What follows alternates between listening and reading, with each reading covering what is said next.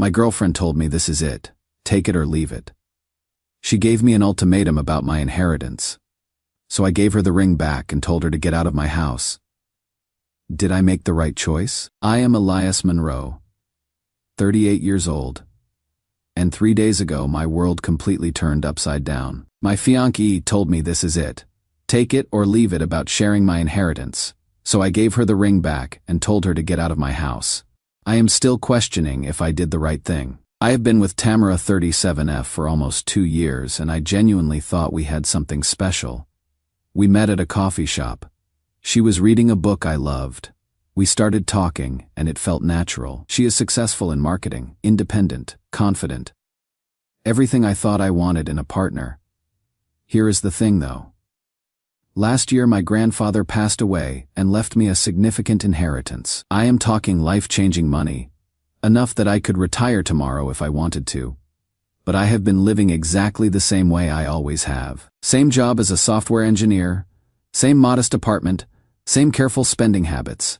The only people who knew about the money were my best friend Jordan and my financial advisor. Tamara and I have always split everything. 50/50ths. Dinners. Weekend. Trips. Groceries.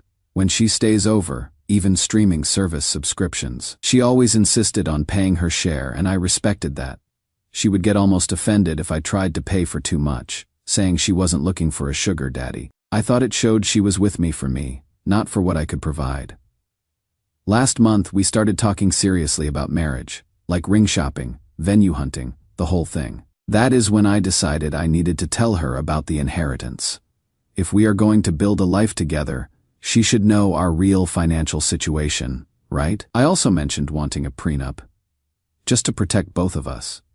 Her reaction was intense. At first, she seemed excited, asking tons of questions about the amount, what properties I owned, investment portfolios, way more detailed than I expected.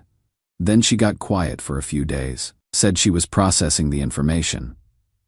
When she came back, it was like talking to a different person. Suddenly, she is making plans I never agreed to. She wants us to buy a house together immediately, not rent, buy a big house, because we will need the space. She mentioned her mother moving in with us after we get married because Mrs. Whitfield is getting older and family takes care of family. I tried to explain that I am not ready to make major purchases yet, that I want to be smart about the money. She got upset and said I was being selfish with our future. Our future. When did my inheritance become our money? The conversation that ended everything happened 3 nights ago. She came over with a whole presentation. I am not kidding. She had printed pages. Her plan for how we would manage the finances. What percentage would go toward the house? Her mother's care, future kids' education. She would apparently been thinking about this for weeks. I told her I appreciated the planning but wanted to slow down. Maybe rent a place together first. See how living together goes before making huge financial commitments. She stared at me for a long time. Then she said, Elias, I have been patient, but I need to know you are serious about our future. This is it. Take it or leave it. I asked what she meant by that. I mean, either we are building a life together as equals, sharing everything, including this inheritance, or we are not. I am not going to be the girlfriend who gets scraps while you hoard money. I have invested 2 years in this relationship and I deserve security.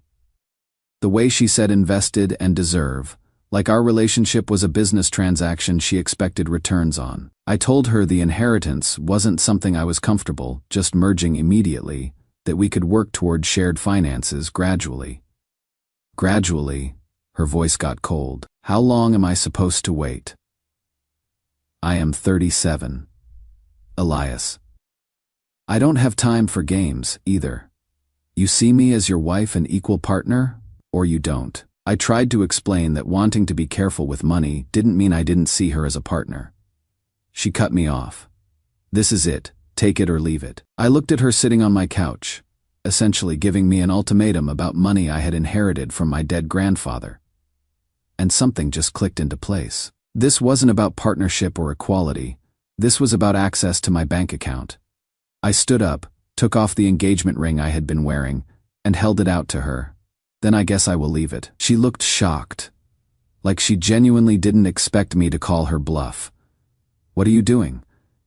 "I am giving you back your ring and asking you to leave my house." What followed was 2 hours of crying, arguing, and her trying to backtrack. She said I was being dramatic, that she was just trying to plan our future, that she loved me and couldn't believe I had thrown away 2 years over money. But here is the thing. I wasn't throwing away our relationship over money. She was demanding access to my inheritance as proof of love. That is not the same thing. I stayed calm and kept repeating that she needed to leave. Eventually she did, but she kept saying I would regret this and that. I was making a huge mistake. Now I am sitting here wondering if I am making a mistake. Jordan says I absolutely did the right thing, and that he never trusted her anyway. Thanks for the heads up, buddy. But 2 years is a lot of history to throw away. Am I being unreasonable about wanting to keep my inheritance separate? At least initially. Is wanting a prenup really that offensive? I thought I was being responsible, but maybe I was being selfish. Did I just lose the love of my life over money? Or did I dodge a bullet at it? Holy shit, this blew up. Reading through comments now. Edit 2. A lot of people asking about red flags I might have missed. I am trying to think back, but she always seemed genuinely independent. Maybe too insistent about paying her own way. Update 1. I wanted to update because things have gotten stranger, and honestly, reading your comments on my last post really opened my eyes to some things I had been blind to. First, thank you to everyone who responded. A lot of you pointed out red flags I would completely missed or dismissed. The comment about her being too insistent about paying her share particularly stuck with me. Looking back, she did seem almost aggressive about splitting costs, like she was performing independence rather than actually being independent. Anyway, yesterday Mrs. Whitfield showed up at my apartment. Tamara's mom has always been polite but distant with me. I figured it was just her personality. Turns out I was wrong about a lot of things. She knocked on my door around 2 p.m. and asked if we could talk. I let her in because I thought maybe Tamara had sent her to apologize or something. Instead, she sat down on my couch and said, "Elias, I think you are making a terrible mistake." I told her I appreciated her concern, but that this was between Tamara and me. "No," she said. "You don't understand. Tamara has been planning our future around your relationship. We have been looking at senior living facilities together. But when she told me about your inheritance, we realized it would be better if I just moved in with you two. It makes financial sense for everyone." I stared at her. "Mrs. Whitfield, Tamara and I never discussed you moving in." "Of course you did. She said you were excited about having family close by." I told her that conversation never happened. She looked confused for a moment, then said, "Well, regardless, it is the practical solution. Tamara's been handling my finances for the past year since her father died. It would be much easier if we were all under one roof handling your finances." "Yes. She took over my accounts after Harold passed. She is so good with money. She is the one who suggested I sell the house and invest the proceeds. She said you two would make sure I was taken care of." I felt sick. "Mrs. Whitfield, how much money are we talking about?"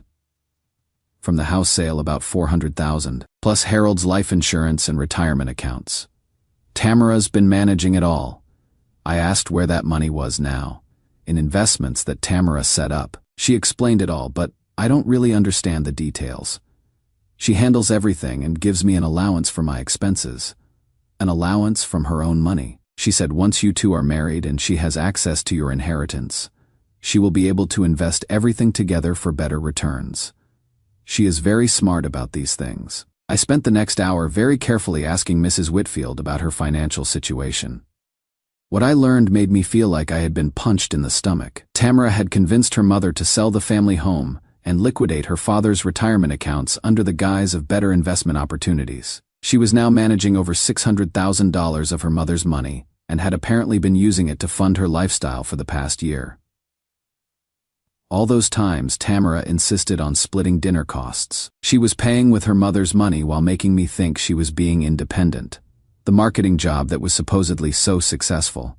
Part-time freelance work that barely covered her rent. Mrs. Whitfield genuinely seemed to think this arrangement was normal, and that I was going to be supporting both of them after the marriage. She kept talking about our finances and family money like it was already a done deal. When I gently suggested that maybe Tamara should return control of her mother's finances to her, Mrs. Whitfield looked terrified.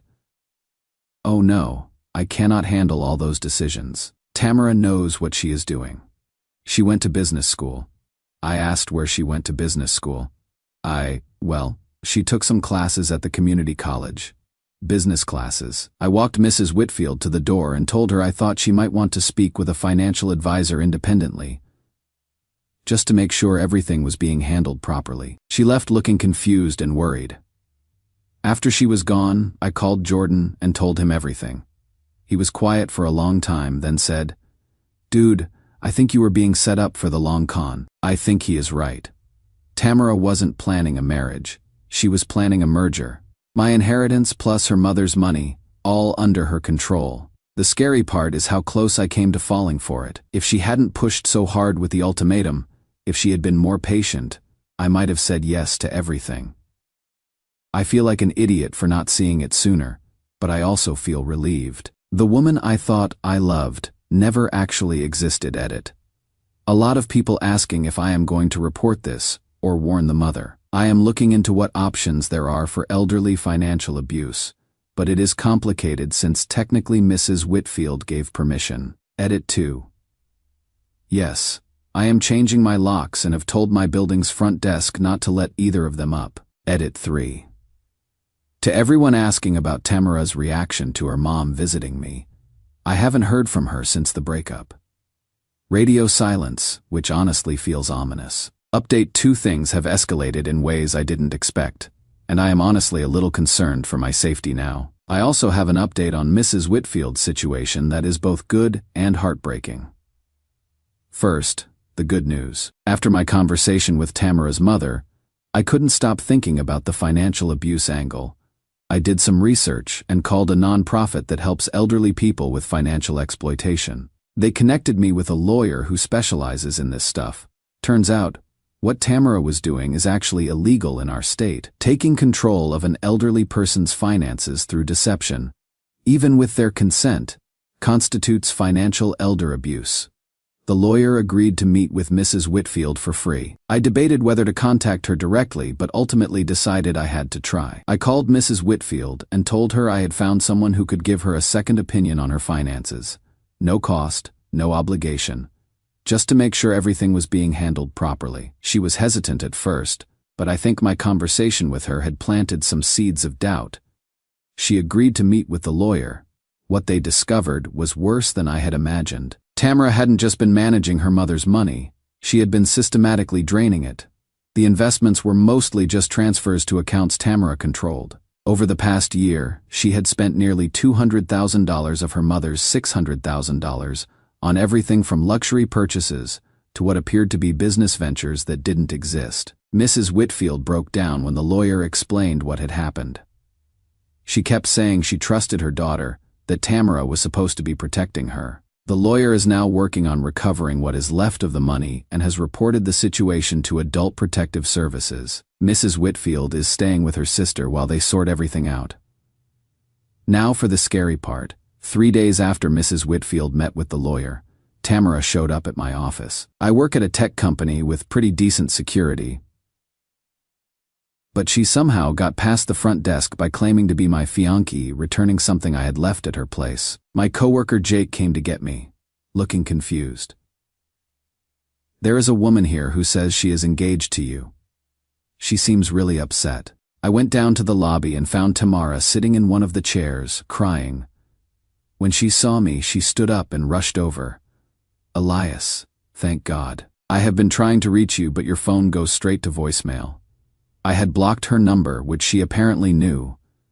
"We need to talk," she said. "There has been a huge misunderstanding about my mother's situation. I told her we didn't have anything to discuss and that she needed to leave. Please, just 5 minutes. Let me explain what really happened."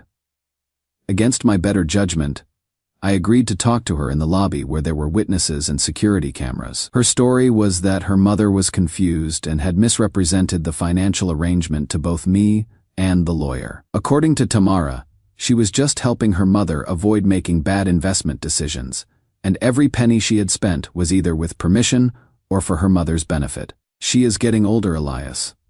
Sometimes she gets confused about details. I would never steal from my own mother. I told her that the lawyer had documentation showing otherwise. That is when her mask slipped completely. That lawyer is filling her head with lies because he wants to bill her for services. Cannot you see that? And you are so naive about these things. This is exactly why I was trying to protect our finances. Our finances. Yes, our finances. The money you inherited, the money my mother has. It is all going to be family money once we are married. That is how marriage works. I pointed out that we weren't getting married because you are being manipulated by people who don't understand our situation. Elias, I love you. We were going to build a life together. Don't let some lawyer destroy what we have. I told her that what we had was already destroyed when she gave me an ultimatum about my inheritance. She started crying harder. I was scared. Okay. I was scared you were going to leave me behind. I am 37 years old. I don't have time to start over again. I need security. You had security. Your mother's money. That is not the same thing. That is not mine. It is hers. I was just trying to make it grow so we would all be taken care of, by spending it on yourself. I wasn't spending it on myself. I was investing in our future. The business ventures, the lifestyle changes. It was all about positioning us for success. I told her I was done with the conversation and started to walk away. She grabbed my arm. Elias, please. I can fix this. We can make it work. I will give my mother back control of her money. We can start fresh. Just don't throw away 2 years.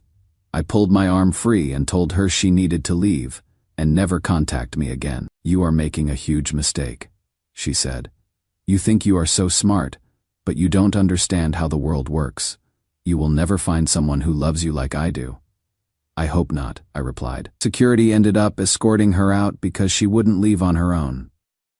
My manager was understanding when I explained the situation.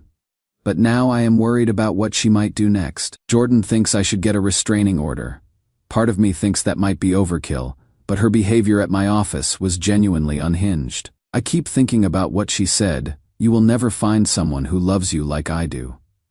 The thing is, I really hope that is true, because what she was offering wasn't love. It was a business transaction disguised as romance. Edit, yes.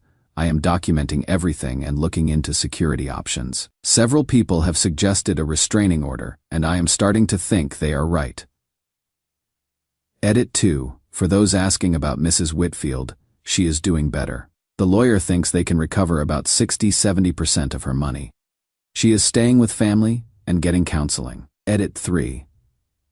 I appreciate everyone saying I dodged a bullet, but honestly I feel like I dodged a missile. The planning and manipulation involved here was sophisticated and long-term. Final update. I am writing this final update because I think there are lessons here that might help other people, and because I want to close this chapter of my life completely. First, the resolution of the legal situation. Tamara was charged with financial elder abuse and theft. She initially tried to fight it, claiming everything she did was with her mother's permission. But the paper trail was pretty damning. She ended up taking a plea deal that requires her to pay restitution and serve 2 years probation. She is also banned from managing anyone else's finances without court oversight. Mrs. Whitfield got back about $400,000 of her original $600,000. Not everything, but enough to live comfortably if she is careful. She is moved in with her sister permanently and seems to be doing much better emotionally. She actually called me last week to thank me for connecting her with the lawyer and apologized for the whole situation. I should have known something was wrong, she said. But you want to trust your children, you know. I do know. And that is part of what makes this whole thing so disturbing. As for Tamara, I haven't seen her since the incident at my office, but I did get a restraining order after she started showing up at places I frequent. My gym, my grocery store, even Jordan's apartment building. Always with some excuse about needing to talk to me. Always claiming she could explain everything. The restraining order seems to have worked. No contact for over a month now. But here is what I really want to talk about. What this experience taught me about the difference between love and transaction. For 2 years, I thought I was in a loving relationship with an independent woman who valued me for who I was. In reality, I was being evaluated as a potential financial asset by someone who was already stealing from her own mother. The signs were there, but I missed them because I wanted to believe in what we had. Her insistence on always splitting costs wasn't about independence. It was about maintaining the illusion of independence while positioning herself for a bigger payoff later. Her interest in my life wasn't about building intimacy. It was about gathering information for future use. When she learned about my inheritance, she didn't see it as my money that I might choose to share with her someday. She saw it as our money that she was entitled to access immediately. The ultimatum wasn't about love or commitment. It was about liquidating an asset she had spent 2 years cultivating. The most chilling part is how normal she made it all seem. The way she talked about family money and shared finances and planning our future. If I hadn't had that conversation with her mother, I might have convinced myself that her demands were reasonable. But love doesn't come with ultimatums. Love doesn't demand immediate access to your bank account as proof of commitment. Love doesn't involve stealing from elderly relatives to fund a lifestyle while pretending to be something you are not. Real love is patient. Real love respects boundaries. Real love doesn't see dollar signs when it looks at you. I have been going to therapy to process all of this, and my therapist helped me understand something important. Tamara didn't just betray me. She betrayed the person I thought she was. I was grieving not just the end of a relationship, but the death of someone who never actually existed. The woman I fell in love with, the independent, successful, genuine person I thought I was building a life with, was a character Tamara created to achieve a specific goal. When that character was no longer useful, she dropped the act and revealed who she really was. It has taken me weeks to stop second-guessing myself about ending things. Part of me kept wondering if I was being too harsh, if I should have given her a chance to explain, if 2 years meant nothing. But 2 years of lies don't become meaningful just because they lasted a long time. And someone who would steal from their own mother while planning to access your inheritance isn't someone who is going to suddenly develop a conscience when you say, I do. I am dating again now, slowly, carefully, with much better awareness of red flags. When I tell this story to new people, and I do tell it because I think it is important to be honest about why my last relationship ended, the response is usually shock at how elaborate the deception was. But here is the thing that gives me hope. Every genuine person I have talked to is appalled by Tamara's behavior. The right person will not think I am being paranoid about prenups or unreasonable about keeping inheritance separate initially. The right person will not see my money as their money before we are even married. The right person will love me whether I am rich or broke, and will be happy for my good fortune without immediately making plans to spend it. I dodged more than a bullet here. I dodged a lifetime of financial manipulation, emotional abuse, and wondering why I never felt truly loved in my own marriage. Tamara was right about one thing. I will never find someone who loves me like she did. Because what she offered wasn't love at all. And thank God for that. Edit. Thank you to everyone who followed this story and offered support. Your comments helped me see the situation clearly when I was doubting myself. Edit 2. Yes. I am being much more careful about when and how I discuss finances in future relationships. But I am not becoming cynical about love itself. Just more aware of the difference between love and transaction.